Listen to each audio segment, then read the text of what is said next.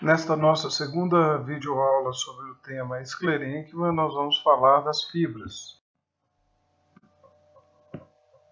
Como dito anteriormente, as células esclerenquimáticas são divididas em duas categorias: as fibras, que são células longas, e as esclereídes, que são células curtas, mas de formato variado.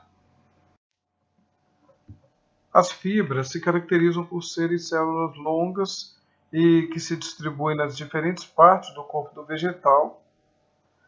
Faltou uma L aqui, mas diferentes partes do corpo do vegetal, e a principal função é sustentar as partes do corpo do vegetal que não se alongam mais. Como nós observamos nesta imagem, as fibras são células fusiformes, ou seja, são células alongadas e com as extremidades afiladas. Nós estamos observando uma célula individualizada. A gente vê aqui várias delas também separadas do tecido, e nós conseguimos obter essa imagem porque nós utilizamos uma técnica para isolar a célula, chamada técnica de maceração. Nós pegamos um fragmento contendo fibras, pode ser um pedaço de madeira, por exemplo, e submetemos a uma solução de ácidos fortes, a solução de Jeffrey, que contém ácido nítrico e ácido crômico na proporção de 1:1. Essa solução de ácidos dissolve a lamela média, que é o que une uma célula a outra, e aí as células se separam, e nós conseguimos observá-las individualmente, e a gente observa que as fibras são fusiformes. Aqui nós podemos observar, tanto na microscopia de luz, na foto da microscopia de luz, como na foto da microscopia eletrônica de varredura, como as paredes secundárias das fibras são espessadas. O lúmen se reduz e leva à morte da célula. No final do desenvolvimento da fibra, nós teremos apenas a presença de uma parede secundária muito espessa, que funciona como um verdadeiro vergalhão de sustentação no corpo da planta. Aqui eu gostaria de apresentar para vocês a classificação botânica de fibras. E abrindo um parêntese, porque quando nós tratarmos do xilema, vocês vão ouvir falar das fibras xilemáticas, muito embora essas fibras xilemáticas tenham origem não no meristema fundamental, mas no câmbio, como nós vamos falar, no procâmbio ou no câmbio, como nós vamos falar mais adiante. Mas também são fibras, apresentam extremidades afiladas, fusiformes. No caso das fibras libriformes, elas vão apresentar essa pontuação simples em forma de fenda, que inclusive nós já vimos na aula prática sobre pontuação, sobre parede celular, quando nós falamos de pontuação. Existem também as fibrotraqueídes. Elas possuem uma pontuação areolada, mas com uma areola bem menor. É o que caracteriza a fibrotraqueíde. Então a gente vê a fenda, mas há uma areola bem pequena, não dá para confundir com uma pontuação areolada típica. Ela é considerada uma forma intermediária entre as traqueídes, que realmente apresentam pontuação areolada, e as fibras libriformes aqui, que tem pontuação em forma de fenda, pontuação simples. Nós temos também as fibras septadas. Essas fibras, elas têm o protoplasto vivo, muitas vezes elas estão presentes no xilema, no floema, e elas normalmente fazem reserva. Elas acumulam amido, elas podem acumular óleos, resinas e cristais.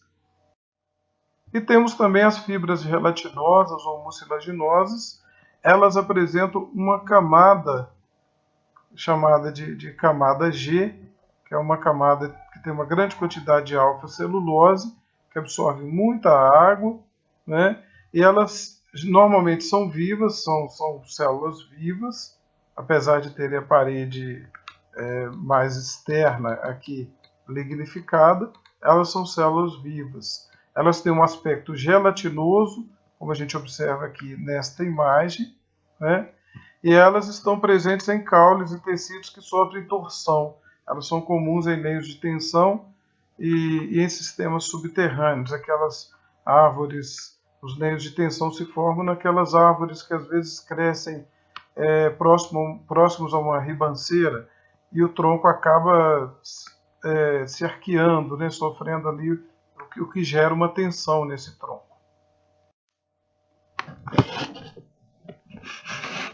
Existe também uma classificação econômica para a fibra baseada na quantidade de lignina.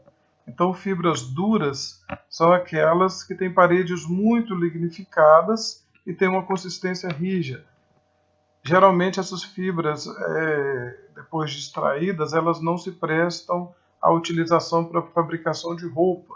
Por exemplo, a fibra de agave. Se se fabricar uma roupa com essa fibra, quando a gente usar essa roupa, a gente sentiria um desconforto muito grande, uma pinicação, por causa da rigidez dessa fibra, que causaria esse desconforto. Mas elas são utilizadas na fabricação de corda. A fibra de bananeira é utilizada para a fabricação de móveis artesanais. Fibras de fórmio são utilizadas também para fazer utensílios artesanais. Fibra de abacaxi, como nós estamos vendo uma pessoa puxando. Olha como essas fibras são longas, né? E as fibras brandas, extraídas de folhas e caules de certas eudicotiledones e que apresentam pouca lignificação. O exemplo é a fibra da cannabis sativa, que é popularmente conhecida como cânhamo, é utilizado na fabricação de papel, corda, óleo, resina e combustível. Então a gente observa aqui a fibra já extraída da planta, e que, como exemplo aqui, está a fabricação de bonés. Fibra de linho, que a gente conhece bem os tecidos de linho, como são macios e agradáveis de serem usadas. Nós temos também a fibra de juta, utilizada para fazer essa intertela, que é utilizada em muitas roupas. Fibras de rami, as roupas de rami também são bem comuns no mercado. E é importante fazer uma distinção do termo comercial e do termo botânico, aplicado às fibras.